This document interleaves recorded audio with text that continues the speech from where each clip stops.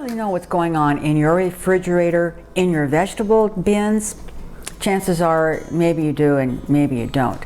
This little tip's going to help you out. I know for me, I lose track of what's in there. I buy a lot of produce and I forget what's in there. Two things I do. One is when I put something in a container. Now I love these because they're clear enough to see out of them. They have an amazing seal and it keeps the food really fresh. And they come in several sizes. I date it, you know, like these are pomegranate seeds, and I can see they're pomegranate seeds, but I don't know when I put them in there, so I date them.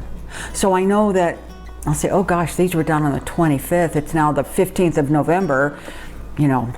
Same thing here, this is oatmeal, you know, I made it on the 27th. Well, I know in 3 or 4 days, if we haven't eaten it, you know, I have to consider getting rid of it. In the produce bins, terrible. What I do is when I bring all that produce home, or I bring anything in there that, you know, doesn't have like an expiration date on it, I write it down. I write down all the produce that I have just brought in to the refrigerator. And as I use it, I mark it off. And if something I know is getting to be a little older, you know, that I need to keep track of, I'll put a star next to it. So I know you better eat that or it's going to go bad.